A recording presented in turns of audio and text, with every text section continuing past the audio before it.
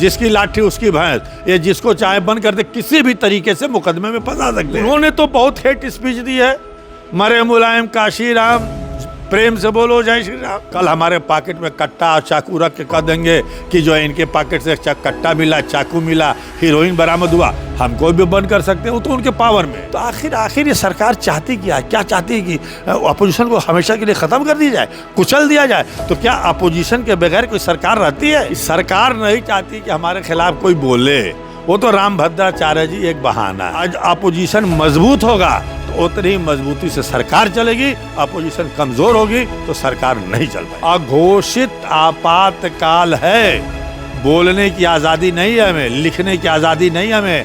आप अगर कुछ बोल देंगे तो आपको बंद कर दिया जाएगा, आपको गिरफ्तार कर लिया जाएगा। सत्ता हमेशा के लिए नहीं होती है, आज आपकी है कल आपकी नहीं रहेगी। कल से आप खबरों में देख रहे होंगे बनारस वाले मिश्रा उर्फ हरीश मिश्रा को जेल भेज दिया गया है। जेल जाने के बाद तमाम समर्थक उनके पूरे गुस्से में हैं और विपक्ष के जितने भी नेता हैं अपनी प्रतिक्रिया दे रहे हैं। अखिलेश यादव ने भी ट्वीट किया है और उन्होंने कहा है कि जिस तरह ये गिरफ्तारी हुई है, अगर देखा जाए तो भाजपा के बहुत सारे मंत्री और भाजपा के कार्यकर्ता जेल चले जाएंगे। और बनारस के तमाम नेता अपनी प्रतिक्रिया दे रहे हैं। इसी कड़ी में आज हमारे साथ अतहर जमाल लारी साहब जो वरिष्ठ नेता हैं उत्तर प्रदेश के, उनसे हम बातचीत करेंगे और जानेंगे कि क्या वो सोचते हैं बनारस वाले मिश्रा जी के मामले को लेकर। बहुत बहुत स्वागत है सर। आपका भी स्वागत है, आपके दर्शकों का भी स्वागत है। सबसे पहले क्या कहेंगे कि बनारस वाले मिश्रा जी को जिस मामले में जेल भेजा गया है, एक टिप्पणी की थी उन्होंने रामभद्राचार्य को लेकर और लोगों को लग नहीं रहा था कि जो है उनको जेल भेज दिया जाएगा, आप कैसे देखते हैं सारे मामले को? देखिए, हमारे समझ से जो रामभद्राचार्य के बारे में जो बात सामने आ रही है वो आज की तो बात है नहीं, हमारे ख्याल से पुरानी बात है।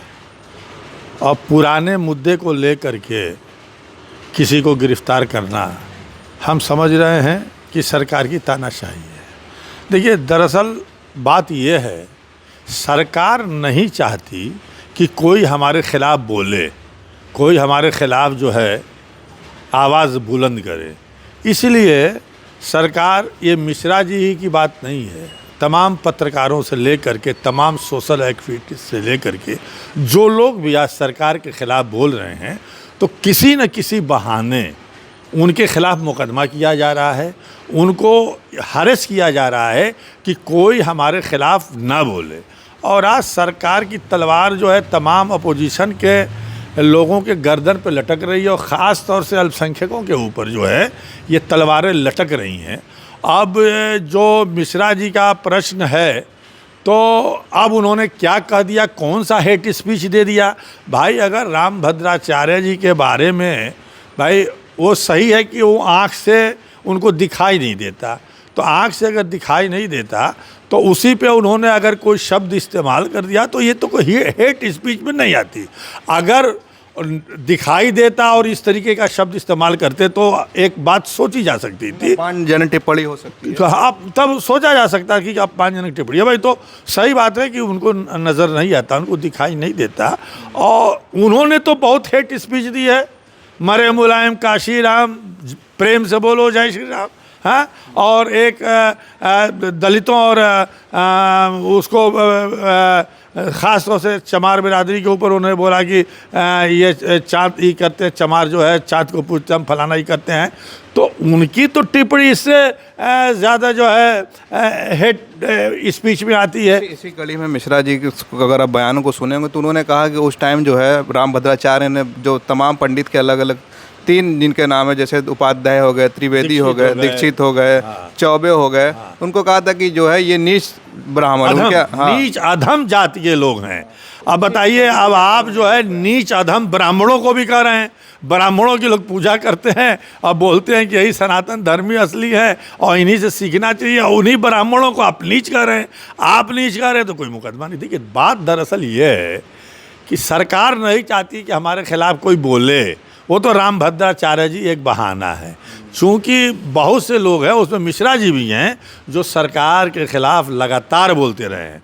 हम लोग सरकार की कमियों को लगातार उजागर करते रहे हैं। हमारे साथ जुल्म, नाइंसाफ़ी, ज़्यादती होती रही है अल्पसंख्यकों के साथ, चाहे दलित हो चाहे पिछड़ा हो, कहीं किसी के साथ सौतेला व्यवहार होता है तो हम लोगों को आवाज़ उठानी पड़ती है। बनारस में कई लोगों के ऊपर ऐसे केस हुआ है। एक वो लड़का हमारा जो है, क्या नाम है, सोशल एक्टिविस्ट है, उसके आबिद शेख, उसके ऊपर भी फर्जी मुकदमा लगा दिया गया। तो मतलब सरकार ये दिखाना चाहती है कि अगर हमारे खिलाफ बोलोगे तो कब इनके ऊपर तो हुकूमत है, सरकार है, पुलिस है।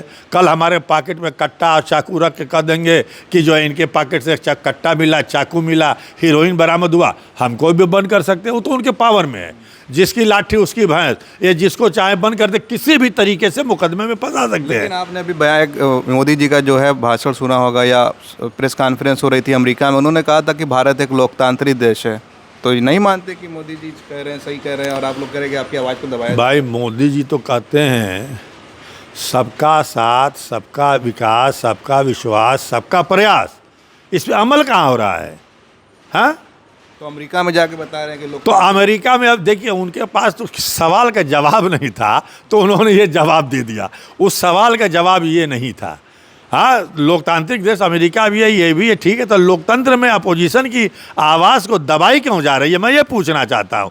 हम अपने सांसद जी से, हम तो उनके खिलाफ लड़े थे यहाँ से, तो हम यही पूछना चाह रहे हैं कि भाई सांसद जी, आप प्रधानमंत्री बने हैं देश से, बनारस से, और सांसद चुन के बनारस देश के प्रधानमंत्री बने हैं, और बनारस वाले लोगों, बनारस के लोगों पे ही आप जुल्म करेंगे और बंद कराएंगे, ये कहाँ से इंसाफ है?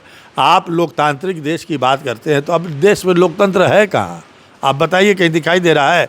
अघोषित आपातकाल है। बोलने की आज़ादी नहीं है हमें, लिखने की आज़ादी नहीं है हमें। आप अगर कुछ बोल देंगे तो आपको बंद कर दिया जाएगा, आपको गिरफ्तार कर लिया जाएगा, और तमाम घटनाएं हो रही हैं। संसद में हमारी आवाज़ सुनी नहीं जा रही है। अपोजिशन के लोग चिल्लाते हैं, ईवीएम से लेके, चुनाव आयोग से लेके, ईडी सीबीआई के ऊपर, तो कहीं आवाज़ हमारी सुनी जाती है? हमारी आवाज़ कहीं सुनी जाती है? देखिए, वक्फ संशोधन बिल एक आया, उस पर अपोजिशन की तमाम बातों को खारिज कर दिया गया। आखिर क्या नीयत है इस सरकार की? वक्फ संशोधन बिल में भी जो अमेंडमेंट करना चाहते हैं, हमारी तमाम हक और हकूक़ को जो है छीन लेना चाहते हैं। शायद इनको आर्टिकल 14, 15, 29 इनको नहीं याद है। इस संविधान ने हमको राइट दिया है, हमको संविधान ने जो राइट दिया है, तो जो हमको हमारा हक है वो हमको मिलना चाहिए कि नहीं मिलना चाहिए? या तो कह दे भाजपा सरकार की साहब हम अल्पसंख्यकों का उनका हक नहीं देंगे, हम उनको छीन लेंगे। आज हमारे तमाम कटौती हमारे बजट में हो रही है, तमाम मस्जिद से लेके, तो हम कितनी जिक्र करें, तमाम मसले हैं। लेकिन अगर आप जो नारा देते हैं, आप पूरे दुनिया में नारा अगर आपका जा रहा है सबका साथ सबका विकास, तो उसी हिसाब से प्रधानमंत्री जी को, हमारे मोदी जी को, बनारस के हमारे सांसद जी को उस पर अमल करना चाहिए, ताकि आप विश्व गुरु बने। और किसी एक के साथ अगर नाइंसाफ़ी ज़्यादती होगी, अगर अपोजिशन की आवाज़ दबाया जाएगा, झूठे मुकदमे में फंसाया जाएगा, तो सबका विश्वास आपसे उठ जाएगा। देखिए, सत्ता हमेशा के लिए नहीं होती है। आज आपकी है, कल आपकी नहीं रहेगी। ऐसा नहीं है कि आप जो है एकदम अमृत पी के आएँ कि हमेशा ज़िंदगी भर जिंदा ही रहेंगे, हमेशा आपकी सत्ता रहेगी, कल आपकी सत्ता जाएगी। ऐसा काम नहीं होना चाहिए कि दूसरी सरकारें आएँ तो फिर आपके बारे में भी कुछ गलत सोचें। एक आखिरी सवाल मेरा ये रहेगा कि मिश्रा जी ने पिछले दिनों एक इंटरव्यू दिया था कुंभ की अव्यवस्था को लेकर, और जो वहाँ पे भगदड़ हुई थी मौतों के आंकड़े को लेकर, और वो वीडियो पूरे इंडिया में जो है लाखों करोड़ों लोगों ने देखा। तो ये भी कहा जा रहा है कि उन्होंने सवाल उठाया, इस वजह से भी उनको फंसाया जा रहा है। भाई, हमने तो आपसे पहले ही कह दिया ना कि जो भी सरकार के ख़िलाफ़ आवाज़ बुलंद करेगा, सरकार की कमियों को उजागर करने की कोशिश करेगा, तो उसके खिलाफ़ कार्रवाई हो जाएगी। देखिए, कुंभ में कितना बड़ा हादसा हो गया। हाँ, गोदी मीडिया इस पर खामोश है।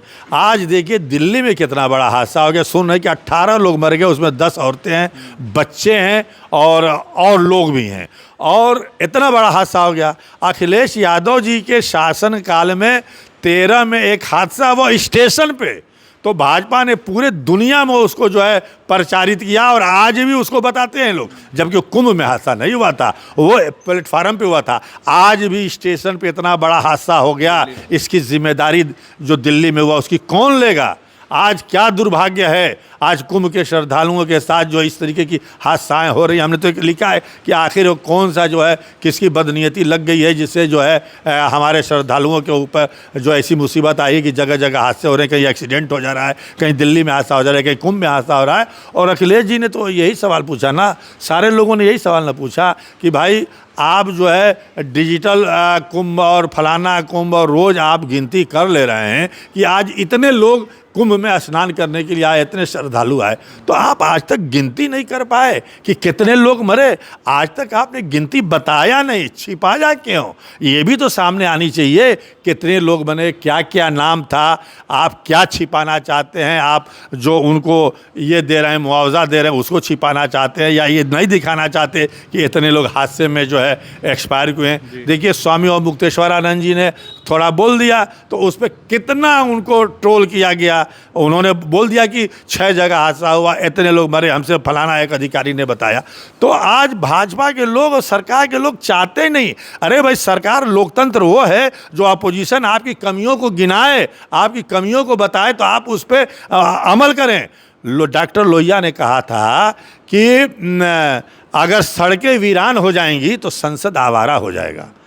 तो आज सड़कें वीरान हैं, आज कहीं से कोई आंदोलन नहीं, आवाज़ नहीं। अगर हम आवाज़ उठाएंगे तो दबा दिया जाएगा, फर्जी मुकदमे में फंसा दिया जाएगा। आज हमारे सीने पे जो है इनकी बंदूक लगी हुई है कि तुम आवाज़ नहीं उठाओगे, और इसी के तहत जो है चाहे वो मिश्रा जी हों और चाहे और जितने पत्रकार हों, चाहे यहाँ के आबिद हों, और चाहे और जो लोग भी, बहुत से लोग हैं। अभी एक समाजवादी पार्टी के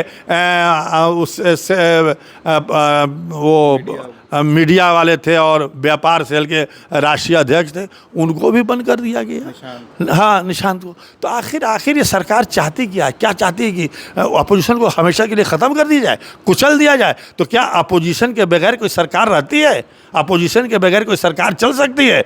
आज अपोजिशन मजबूत होगा तो उतनी ही मजबूती से सरकार चलेगी, अपोजिशन कमज़ोर होगी तो सरकार नहीं चल पाएगी।